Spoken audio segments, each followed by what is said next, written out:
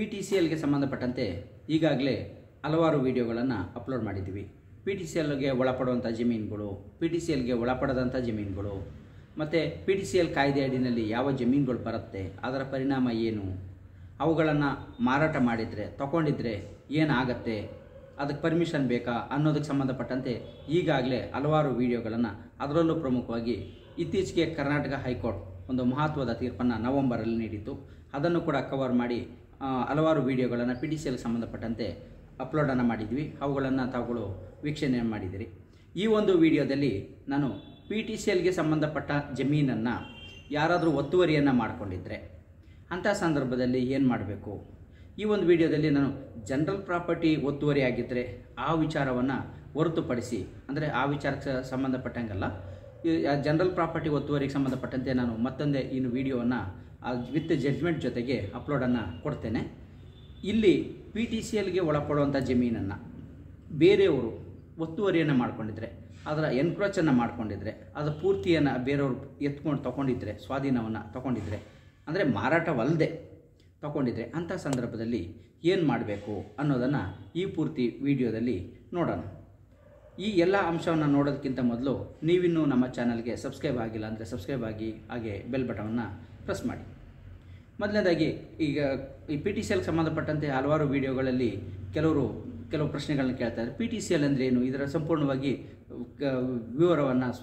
ಸಂಪೂರ್ಣ ವಿವರವನ್ನು ಅಂದರೆ ಅದರ ಎಕ್ಸ್ಪ್ಲನೇಷನ್ನ ಕೊಡಿ ಅಂತ ಕೇಳ್ತಾ ಇರ್ತಾರೆ. PTCL ಅಂದರೆ ಇದರ ಪೂರ್ತಿ ಇದು ಆ್ಯಕ್ಟ್ನ ನೇಮ್ ಆಗಿರುತ್ತೆ. ಇದನ್ನ ಶಾರ್ಟ್ ಫಾರ್ಮಲ್ಲಿ PTCL ಅಥವಾ PTCL ಆ್ಯಕ್ಟ್ ಅಂತ ಕರಿತಾ ಇರ್ತೀವಿ. ಸೊ ಇದರ ಪೂರ್ತಿ ಹೆಸರು, ಈ ಆ್ಯಕ್ಟ್ನ ಪೂರ್ತಿ ಹೆಸರು Karnataka scheduled castes and scheduled tribes prohibition of transfer of certain lands act 1978 ಅಂತಿರುತ್ತೆ.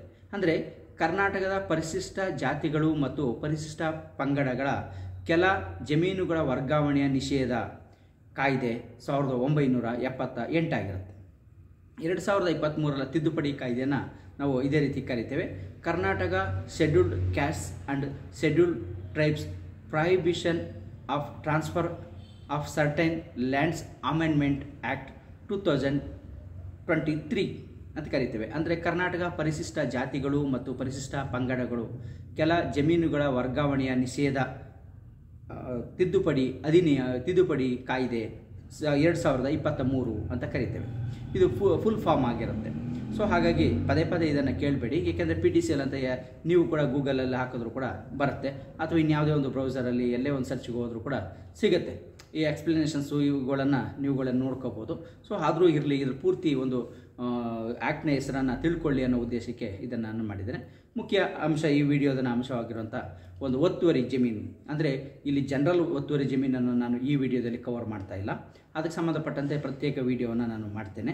ಇಲ್ಲಿ PTCL ಜಮೀನು ಏನಿರ್ತದೆ, ಅಂದರೆ PTCLಗೆ ಸಂಬಂಧಪಟ್ಟಂತೆ PTCLಗೆ ಒಳಪಡುವಂಥ, ಅಂದರೆ ಸರ್ಕಾರದಿಂದ ಮಂಜೂರಾಗಿರುವಂಥ ದರಖಾಸ್ತು ಜಮೀನುಗಳು ಏನಿರ್ತದೆ, ಈ PTCLಗೆ ಒಳಪಡುವಂಥದ್ದು, ಅಂದರೆ ಮಾರಾಟ ಮಾಡಿರೋದಿಲ್ಲ, ಆದರೆ ಅದನ್ನ ಅಕ್ಕಪಕ್ಕದವರು ಅಥವಾ ಬೇರೆಯವರು ಎಂಕ್ರೋಚ್ಮೆಂಟನ್ನು ಮಾಡಿಕೊಂಡಿದ್ರೆ, ಒತ್ತುವರಿಯನ್ನು ಮಾಡಿಕೊಂಡಿದ್ರೆ, ಅದರ ಕಬ್ಜವನ್ನು ಕಬಳಿಸಿದರೆ ಇಲ್ಲೀಗಲ್ಲಿ, ಅಂಥ ಜಮೀನುಗಳನ್ನು ಏನು ಮಾಡಬೇಕು ಅನ್ನೋದಕ್ಕೆ ಸಂಬಂಧಪಟ್ಟಂತೆ ಹಲವಾರು ಪ್ರಶ್ನೆಗಳನ್ನು ಕೇಳ್ತಾ ಇರ್ತೀರಿ. ಸೊ ಹಾಗಾಗಿ ಈ ವಿಡಿಯೋನ ನಾನು ಈ ವಿಡಿಯೋದಲ್ಲಿ ಕವರ್ ಮಾಡ್ತಾಯಿದ್ದೀನಿ.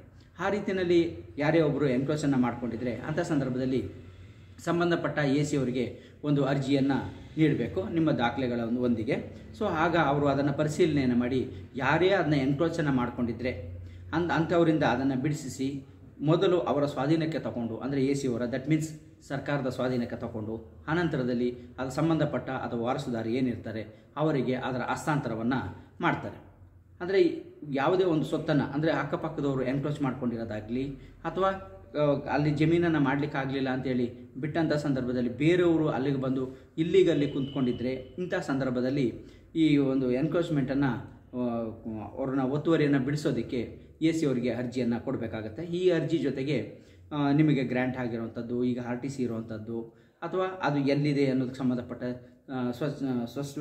ನಿಖರವಾಗಿ ನಿಮಗೆ ಗೊತ್ತಿದ್ದರೆ ಅದರ ಚೆಕ್ ಬಂದಿಯನ್ನು ಹಾಕಿ, ಅಥವಾ ಅದು ಯಾರು ಎನ್ಕ್ರೋಚ್ಮೆಂಟ್ ಮಾಡ್ಕೊಂಡಿದ್ದಾರೆ ಅಂತಂದರೆ ಅದರ ಹೆಸರುಗಳನ್ನು ಹಾಕಿ, ಅವರ ಹೆಸರು, ವಿಳಾಸ, ಅಥವಾ ಸಾಧ್ಯ ಆದರೆ ಅವರ ಮೊಬೈಲ್ ನಂಬರನ್ನು ಅರ್ಜಿಯಲ್ಲಿ ನಮೂದು ಮಾಡಿ ಸೂಕ್ತ ದಾಖಲೆಗಳೊಂದಿಗೆ ಅರ್ಜಿಯನ್ನು AC ಅವರಿಗೆ ಸಲ್ಲಿಸ್ಬೋದಾಗಿರುತ್ತೆ.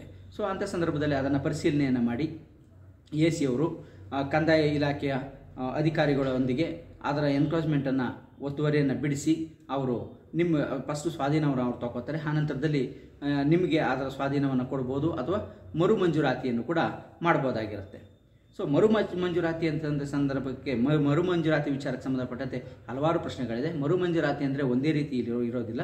ಸೊ ಇದು ಹಲವಾರು ವಿಚಾರಗಳಿಗೆ ಸಂಬಂಧಪಟ್ಟಂತೆ ಇರುತ್ತೆ. ಸೊ ಅದನ್ನು ಕೂಡ ನಾನು ಮತ್ತೊಂದು ವಿಡಿಯೋದಲ್ಲಿ PTCLಗೆ ಸಂಬಂಧಪಟ್ಟಂತೆ ಮರು ಮಂಜೂರಾತಿ ಆ ವಿಚಾರಕ್ಕೆ ಸಂಬಂಧಪಟ್ಟಂತೆ ಇನ್ನೊಂದು ವಿಡಿಯೋ ಕೂಡ ಬರ್ತಾ ಇದೆ. ಸೊ ಅದನ್ನು ಕೂಡ ವೀಕ್ಷಣೆಯನ್ನು ಮಾಡ್ಬೋದಾಗಿರುತ್ತೆ. ಸೊ ಈ ವಿಡಿಯೋದಲ್ಲಿ ಈ ರೀತಿಯಲ್ಲಿ ಯಾವುದೇ ಒಂದು ಸ್ವತ್ತನ್ನು ಎನ್ಕ್ರೋಚ್ ಮಾಡ್ಕೊಂಡಿದ್ರೆ ಅಂದರೆ SC ST ಅವರಿಗೆ ದರಖಾಸ್ತು ಜಮೀನುಗಳು ಏನು ಮಂಜೂರಾಗಿರುತ್ತೆ ಅದನ್ನು ಯಾರೇ ಒಬ್ಬರು ಅದನ್ನು ಅಕ್ವೈರ್ ಮಾಡ್ಕೊಂಡಿದ್ರೆ, ಇಲ್ಲಿಗಲ್ಲಿ ಪೊಸಿಷನ್ನ ಪಡ್ಕೊಂಡಿದ್ರೆ, ಅದನ್ನು ಒತ್ತುವರಿಯನ್ನು ಮಾಡ್ಕೊಂಡಿದ್ರೆ ಅಂಥ ಸಂದರ್ಭದಲ್ಲಿ ಅದನ್ನು ಬಿಡಿಸ್ಕೊಳ್ಳೋದಕ್ಕೆ ನೇರವಾಗಿ ನೀವು ಠಾಣೆಗೂ ಕೂಡ ದೂರನ್ನು ನೀಡ್ಬೋದು.